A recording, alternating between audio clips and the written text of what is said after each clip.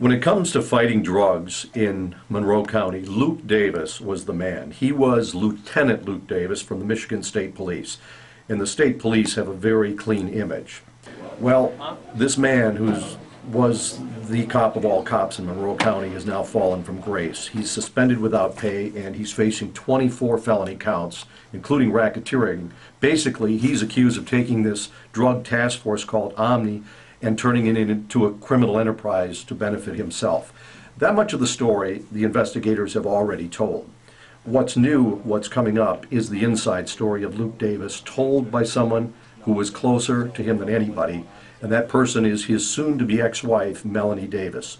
She's going to sit down with the Action News investigators and give us all the lurid details of what was going on in this relationship. It's a fascinating story.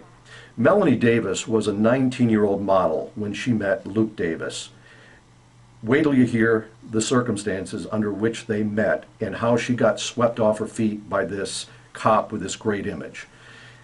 It turned into a relationship, then to marriage. Finally, they had a child. And Melanie Davis will tell us how Luke Davis was this incredibly controlling person. He got her under his thumb. He became emotionally abusive. What people are going to find fascinating in this story is what her defining moment was. What led her to decide, I've got to get off these drugs. I've got to get out of this mess. I've got to go to the state police and tell them the whole story. People will be interested to see how she was able to do that. And there's also some new information coming out of this. Melanie Davis is going to tell us what was going on while the state police were raiding Luke Davis's house, where she took him, and what they did. And she's also going to open a new door that's pretty fascinating.